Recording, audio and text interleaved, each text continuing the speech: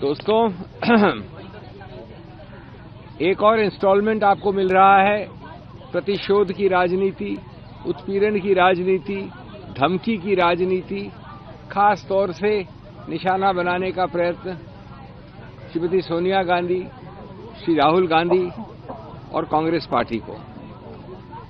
हम सब जानते हैं कि अर्थव्यवस्था के मुद्दे, बेरोजगारी के मुद्दे, विघटन के मुद्दे, विदेश नीति के मुद्दे, अमेरिका से लेके चीन से लेके बांग्लादेश के मुद्दे इत्यादि इत्यादि, अगर आपको यहां से नजर हटानी है, डाइवर्ट करनी है, तो ये इस प्रकार के उत्पीड़न, प्रतिशोध के मुद्दे आपको उठाने पड़ते रहेंगे। तो मैं अभी आपको बड़े सरल तरीके से बताना चाहता हूं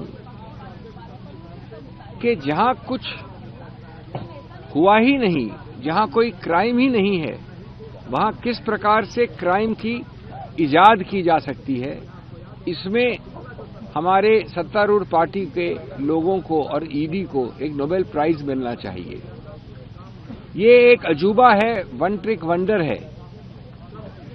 ये एक ही उदाहरण है जहां बिना एक पैसे के स्थानांतरण हुए, बिना एक मूवेबल या मूल संपत्ति इमूवेबल के स्थानांतरण हुए, जहां 1 मिलीमीटर तक किसी ने कोई फायदा नहीं उठाया, वहां एक मनी लॉन्ड्रिंग का ऑफेंस बनाया जा रहा है नेशनल हेरल्ड के विषय में। और ऐसा ये अजूबा है कि मैं समझता हूं कि ये पहली बार वन ऑफ द 7 और 8 वंडर्स ऑफ द वर्ल्ड में गिना जाना चाहिए। एजेएल से शुरू करता हूं मैं। आप सब जानते हैं, जानी मानी पुरानी कंपनी है, 50 वर्ष से उससे भी ज्यादा एक मशाल लेके कुछ आदर्शों के लिए खड़ी है। नेशनल हेरल्ड ब्रिटेन के विदेशी रूल के समय में खड़ी थी, उसके बाद खड़ी है। और ऐसा होता है कई बार कि आदर्शवाद पे स्थापित संस्थाएं कई बार वाणिज्यिक रूप से, आर्थिक रूप से अच्छा नहीं करती हैं। यही हुआ नेशनल हेरल्ड एजेएल के साथ। इन 50, 55, 60 सालों में उस आदर्श को ऊंचा रखने के लिए, कांग्रेस के आदर्शों को, उस मशाल को जलाते हुए रहने के लिए विभिन्न समयों पर एआईसीसी ने अलग अलग समयों पे 55-60 वर्षों के बीच में उसको लोन दिया एजेएल को। वो लोन एक वक्त 90 करोड़ हो गया था। एजेएल कंपनी है जो सिर्फ नेशनल हेरल्ड नहीं चलाती, लेकिन जिसके पास अचल संपत्ति है पूरे अखिल भारतीय स्तर पे। तो ये निर्णय किया गया कि कैसे इस पुरानी मशाल वाली कंपनी को आर्थिक रूप से मजबूत किया जाए। उसके लिए ये आवश्यक था कि उसको ऋण मुक्त किया जाए, डेट फ्री कंपनी किया जाए, जो डेट 90 करोड़ की थी।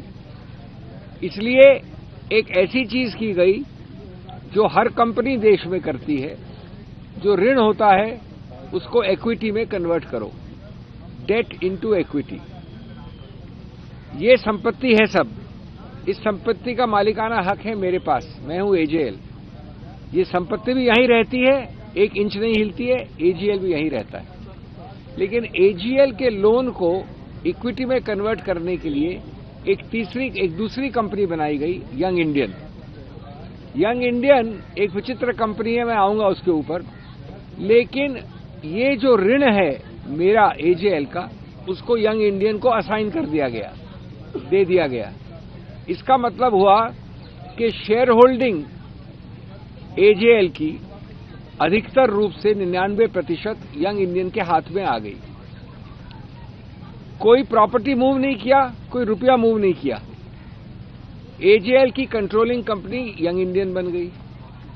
अब यंग इंडियन में ऑस्कर फर्नांडिस थे, मोतीलाल वोरा जी थे, सोनिया जी हैं, राहुल जी हैं, सुमन दुबे हैं, अन्य लोग हैं, सैम पित्रोदा हैं। ये कौन है?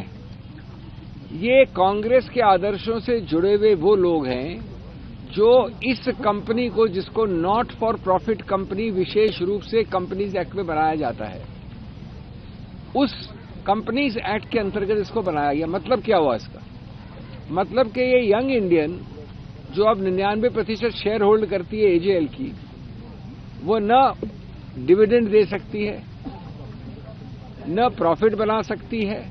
अगर प्रॉफिट बनता है तो वो उस यंग इंडियन में ही रहेगा। न कोई इन लोगों को, डायरेक्टर्स को कोई पर्क देती है, गाड़ी घोड़ा कुछ नहीं, न कोई सैलरी देती है। इस स्थिति में कहा गया है कि चूंकि एजेएल का 99% कंट्रोल यंग इंडियन में चला गया, इसलिए एजेएल द्वारा होल्डिंग प्रॉपर्टीज जो हैं वो सब स्थानांतरण हो गई और मनी लॉन्ड्रिंग हो गई करोड़ों रुपए की। ये विचित्रता मैं नहीं समझता कि किंडरगार्टन कानून के विद्यार्थी से लेकर पीएचडी तक कोई समझा सकता है, लेकिन ईडी ने समझ ली और ईडी ने विश्व भर को समझाने का प्रयत्न चल रहा है। एक और बात मैं बताना चाहूंगा आपको। ये सब जो मैंने बोला है ये पहले ही हो गया था, एक चार्जशीट फाइल हो गई थी। वो चार्जशीट राउस एवेन्यू के एक स्पेशल कोर्ट में लंबित है। अभी ये जो हल्ला हुआ है पिछले कुछ दिनों में क्या है, मैंने बहस की थी कि चार्जशीट निरस्त है। क्यों निरस्त है? क्योंकि ईडी में लिखा है कि वो डिपार्टमेंट, वो यूनिट जो सरकारी यूनिट हो, ऑफिसर एम्पावर्ड टू, सिर्फ वही कंप्लेंट कर सकता है। अब नेशनल हेराल्ड में विचित्रता यह है कि किसी ईडी, किसी पुलिस, किसी एफआईआर में रजिस्टर नहीं हुआ था। सिर्फ सुब्रमण्यम स्वामी जी कोर्ट गए थे, उन्होंने एक प्राइवेट कंप्लेंट की थी। उस प्राइवेट कंप्लेंट के आधार पर केस शुरू हुआ और कुछ समय बाद स्वयं सुब्रमण्यम स्वामी जी ने उस प्राइवेट कंप्लेंट को अपने आप खुद जाके हाई कोर्ट स्टे करवा दिया, यानी अपनी कंप्लेंट को स्टे करवा दिया। तो ये मूल बात समझने की आपके दर्शकों को कि कंप्लेंट एक सिर्फ प्राइवेट थी, सरकारी कोई कंप्लेंट थी नहीं कभी नेशनल हेराल्ड में। और वो कंप्लेंट भी सुब्रमण्यम स्वामी ने स्टे करवा रखी थी। तो मैंने दलील ये की थी करीब 4 महीने पहले कि जब कोई सरकारी कंप्लेंट नहीं है तो ईडी आ ही नहीं सकती, क्योंकि ईडी के एक्ट में लिखा है कि कंप्लेंट उस ऑफिसर द्वारा जो एम्पावर्ड है वही कर सकता है। सुब्रमण्यम स्वामी ऑफिसर नहीं है पुलिस के। अब ये बड़ा लैकूना है जिससे एक पूरी इमारत जो बनाई है वो गिर सकती थी। वो निर्णय अभी तक रिजर्व्ड है। मुझे कोई संदेह नहीं है कि उस गैप को, उस बेवकूफी को, उस कोई प्रेडिकेट ऑफेंस और कोई एफआईआर न होने को ठीक करने के लिए ये अभी नवंबर दिसंबर में नई एफआईआर दर्ज की गई और इसके आधार पर एक और एसीआर की जाएगी, क्योंकि आधार इसको बनाया जाएगा। इसके पहले कोई आधार नहीं था सिवाय सुब्रमण्यम स्वामी के कंप्लेंट के जो स्टेट थी। तो आप समझ रहे हैं कि जल्दबाजी में द्वेष की भावना से काम करने से कितनी महामूर्खताएं होती हैं, कितनी मजाकें होती हैं और किस प्रकार से नुकसान होता है। इसलिए मैं कहूंगा कि इसको आपको देखना चाहिए सही परिप्रेक्ष्य में। बीजेपी की राजनीति है विपक्ष को थकाओ, झूठ को सजाओ और एजेंसियों को नचाओ। बीजेपी का नया नारा है, न सबूत न तर्क, सिर्फ टारगेट। और टारगेट हम जानते हैं कौन है।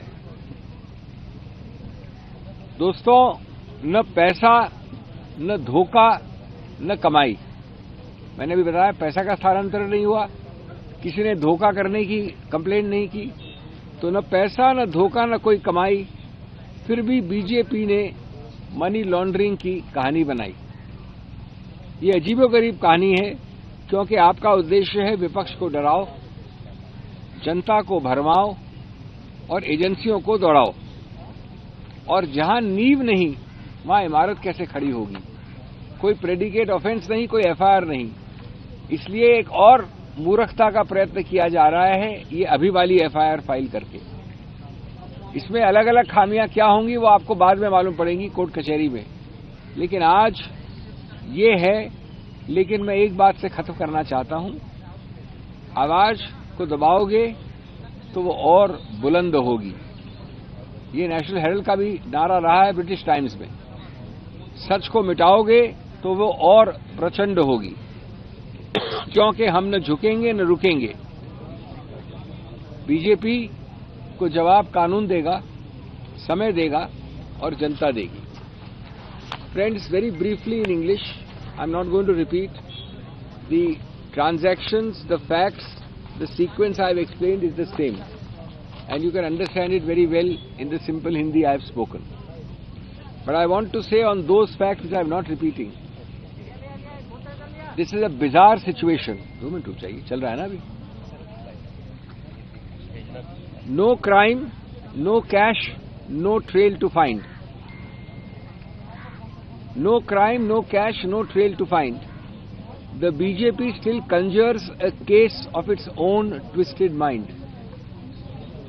If justice is blind, then ED is color blind. It only sees one color, the opposition color. I have demonstrated to you in Hindi, it's a case with no money movement, no movement of immovable property, no mischief, yet the EC, in its febrile imagination, sees money laundering.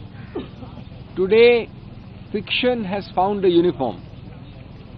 If vendetta was a syllabus, the BJP would graduate with honours.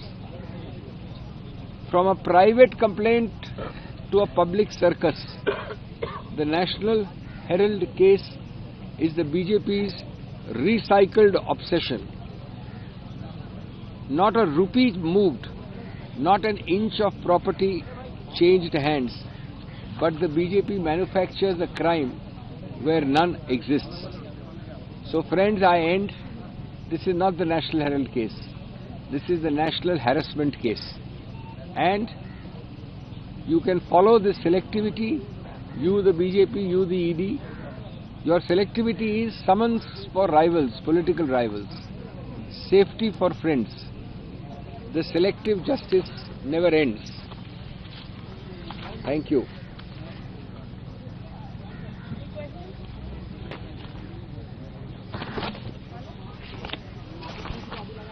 So how will you take it, reply to this forward, sir? How will you take it forward? I have given you the reply in the public domain. This is taking it forward to the Janata Janardhan. It will be taken forward at all fora. And obviously the next fora will be the courts. The third fora is always Parliament. So there are enough democratic forums, and that's the only thing you can do in a democracy. There's nothing else. Okay?